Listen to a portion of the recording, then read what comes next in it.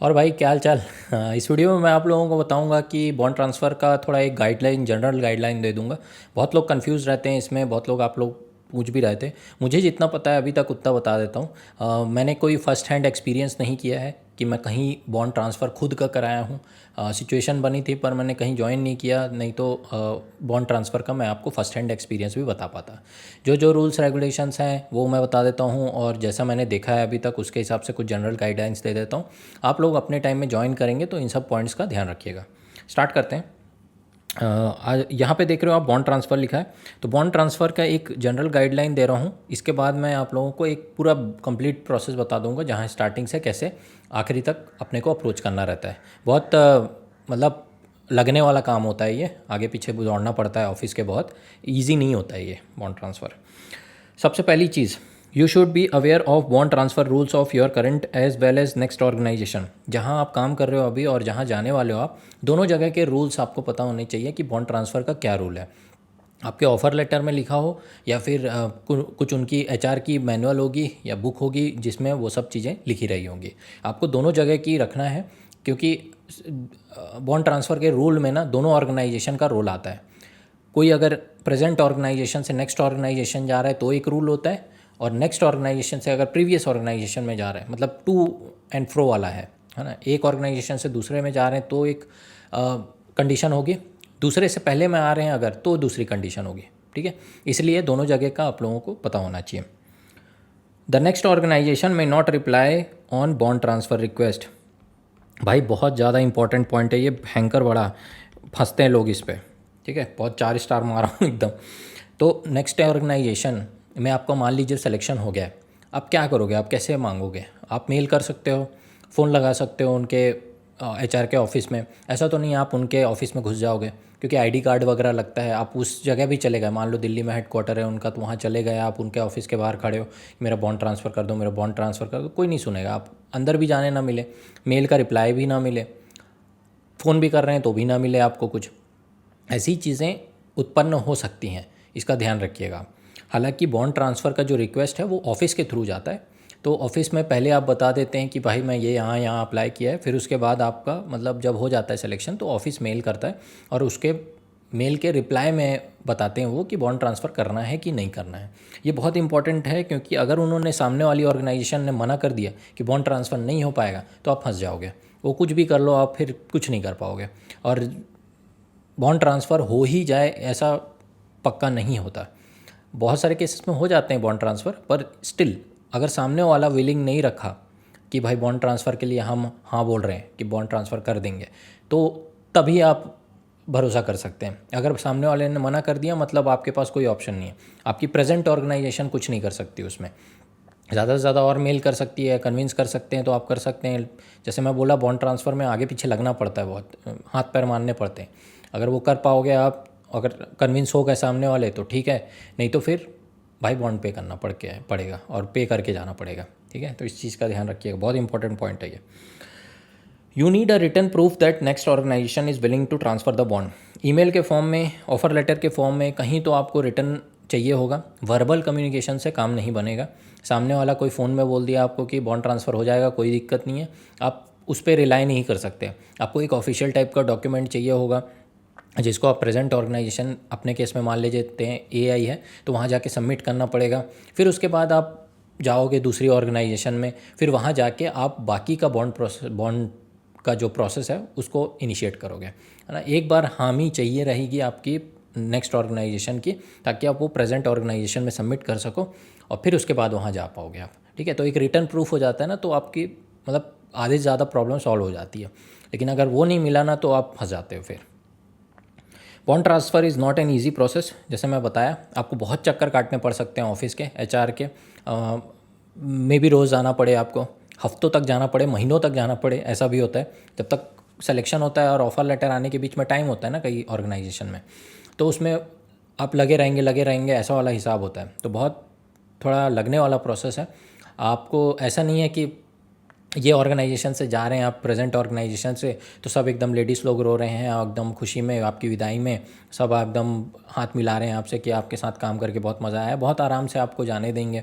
नहीं ऐसा होगा कि वो जो सामने वाली ऑर्गेनाइजेशन है जहाँ जा रहे हैं वहाँ बैंड बाजे के साथ एकदम फूल माला के साथ स्वागत कर रहे हैं आपका, एकदम धूमधाम से एंट्री हो रही है आपकी। दोनों ही जगह आपको दिक्कत महसूस करनी पड़ सकती है।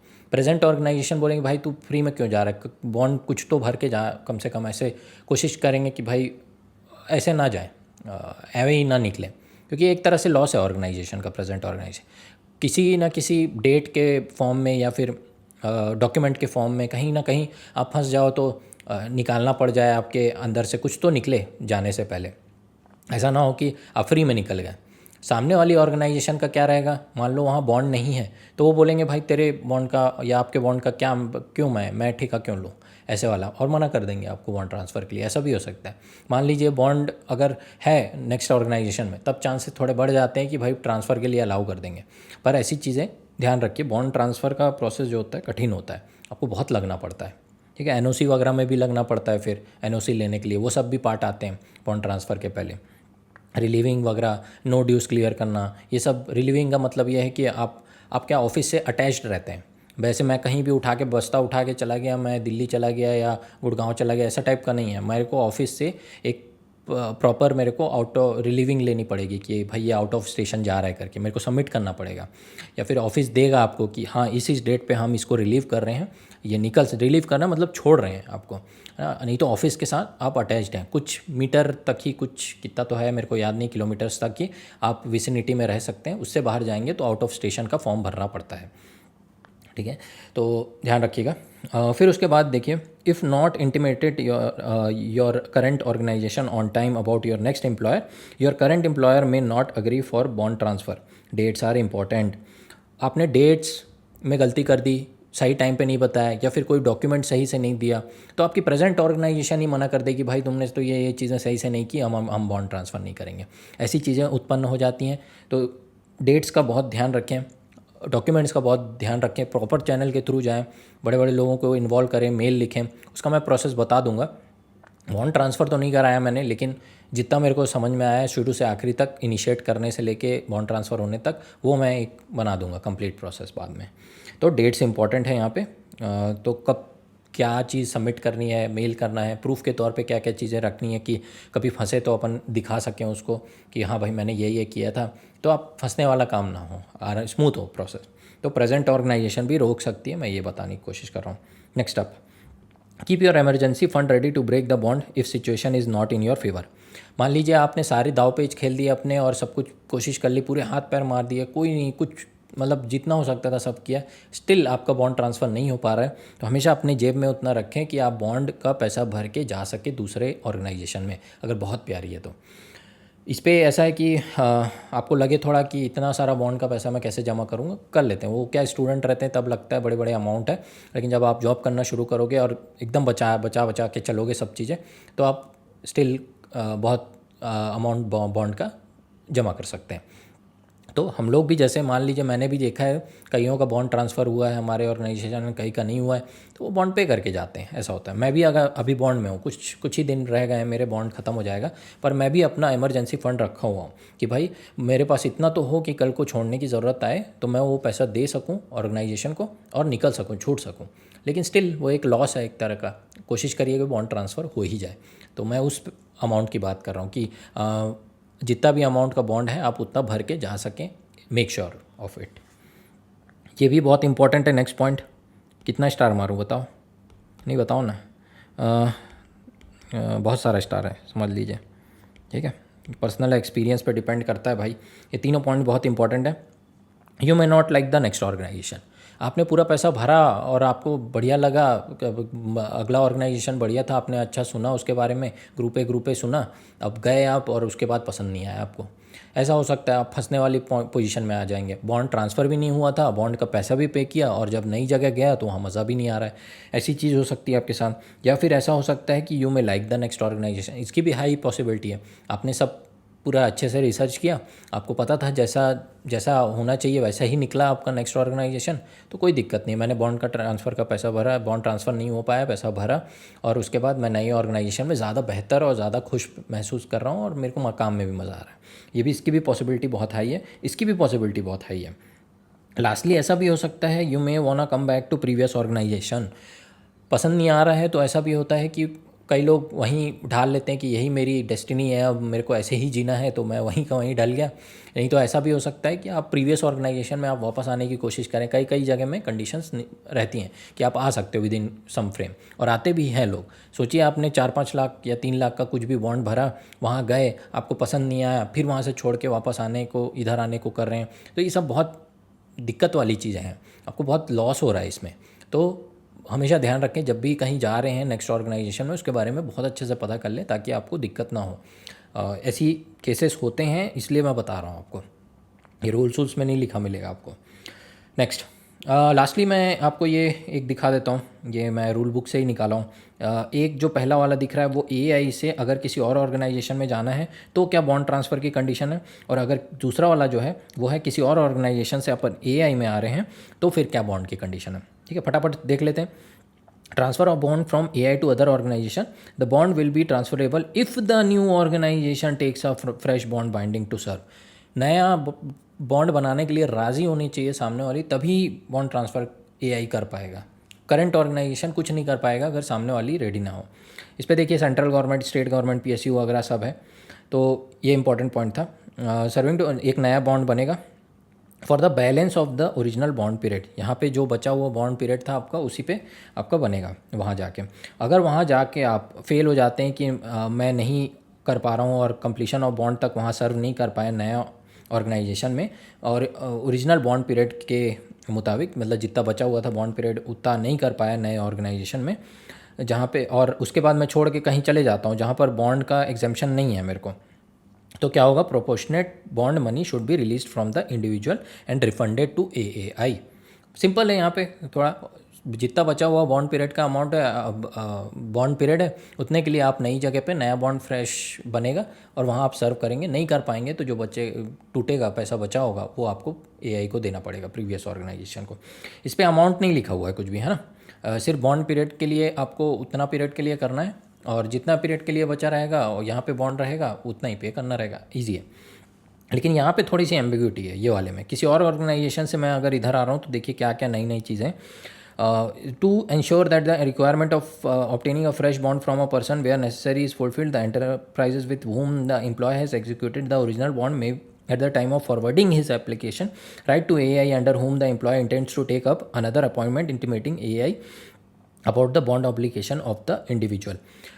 आपको करंट ऑर्गेनाइजेशन में आपको बताना पड़ेगा कि कहाँ आप अप्लाई कर रहे हैं। इसमें भी ध्यान रखिए कि पहले साल पे आप अप्लाई नहीं कर पाते हैं। ST SC इसमें अप्लाई कर सकते हैं, आई थिंक अदर कम्युनिटीज़ में नहीं अप्लाई कर सकते। हाँ, स्टार्टिंग में आपसे कुछ, जहाँ भी आप पहले से अगर कहीं अप्लाई करके रखे हो ज्वाइन करने के पहले, तो वो लिखवा लेंगे, 3-4 लिखवा सकते हैं आप वहाँ पे, और ये HR में, कि 3-4 जगह मैंने पहले अप्लाई कर रखा है तो यहाँ मेरे को जाने दीजिए। उसके बाद कोई नया एप्लीकेशन आप अप्लाई नहीं कर पाएंगे 1 साल तक, 1 साल के बाद ही कर पाएंगे। तो 1 साल के बाद मान लो आपने इंटीमेट किया तो पहले ही बताना रहता है कि मैं बॉन्ड के ऑब्लिगेशन के बारे में, और फिर clarifying that in the case his selection for the new post the release will be subjected to the condition that AI takes from him a fresh bond. ठीक है, AI को बता रहे हैं क्योंकि दूसरे ऑर्गेनाइजेशन से AI में आ रहे हैं, फिर AI को AI में आने का मतलब कंडीशंस है कुछ। His release will be subjected to the condition that AI takes from him a fresh bond binding him to serve AI for the balance of the original bond period and for the balance of the bond amount. यहाँ पे amount भी लिखी हुई है period के साथ साथ। तो बॉन्ड अमाउंट कैसे डिसाइड हो रही है, प्रीवियस ऑर्गेनाइजेशन या फिर AI में जिसका ज़्यादा होगा वो वाला लगेगा। In case he fails to serve AI और leaves it before the completion of bond period, जैसा ऊपर लिखा था वैसे ही है, the proportionate bond money should be release from the individual and refunded to the first organisation जहाँ से आ रहे थे आप, and whom he originally executed the bond. बहुत सारे क्वेश्चंस इसमें आ सकते हैं, उसके आंसर नहीं है मेरे पास। जैसे कि मान लो कि डबल बॉन्ड ट्रांसफ़र करना होगा तो क्या होगा, वो कहीं रूल में नहीं लिखा है। मान लीजिए कि जो प्रीवियस ऑर्गेनाइजेशन थी और यहाँ आ रहे हैं, अब यहाँ का बॉन्ड ज़्यादा है मान लो, तो जो बॉन्ड अमाउंट है वो कैसे डिसाइड होगा? मेरे को जो लगता है कि भाई यहाँ का बॉन्ड अमाउंट तोड़ोगे आप तो इन्हीं को देना पड़ेगा बजाय कि पीछे वाले के। और ऐसा भी हो सकता है कि 3 साल का बॉन्ड था प्रीवियस ऑर्गेनाइजेशन में, 2 साल आपने सर्व कर लिए, 1 साल बचा है, लेकिन यहाँ जब आ रहे हैं तो 5 साल का बॉन्ड है, तो 1 साल का जो मतलब ओवरलैप होगा उसमें आप किसको सर्व करेंगे, प्रेजेंट ऑर्गेनाइजेशन को कि प्रीवियस ऑर्गेनाइजेशन को, कि दोनों को? ये सब एम्बिग्यूटीज़ हैं। तो इसका आंसर आप ढूंढ लीजिएगा यार, मेरे को अभी तक तो नहीं मिला है। ये क्योंकि सब्जेक्टिव है एकदम, पर्सन टू पर्सन। बहुत कम लोग बॉन्ड ट्रांसफ़र कराते हैं पहले तो, और जो कराते हैं वो अलग अलग जगह का अलग अलग रहता है रूल वाइज, तो उस पर डिपेंड करता है। लेकिन स्टिल ये सब चीज़ें तो रूल में है ना, आपके पास है, ये भी है, ये भी है, तो आप दिखा सकते हैं ये सब मेल में। ज़्यादा इंपॉर्टेंट चीज़ क्या है वो है ये वाला पार्ट। नेक्स्ट ऑर्गेनाइजेशन आपका रिप्लाई नहीं दे सकती, ज़रूरी नहीं है कि बॉन्ड ट्रांसफ़र के लिए हामी दे दें। अगर दे देती है तो बहुत अच्छी बात है, फिर उसके बाद तो आपका प्रोसेस स्मूथ है। आप यहाँ पे नो ड्यूज़ NOC वगैरह सब मेल वगैरह डाल देंगे और आपके पास प्रूफ रहेगा कि हाँ बॉन्ड ट्रांसफ़र के लिए रेडी है। तो जैसे ही आप ये छोड़ के नई ऑर्गेनाइजेशन में जाएंगे, बाकी का बॉन्ड ट्रांसफ़र का प्रोसेस जो है वहाँ जाके एग्जीक्यूट करेंगे।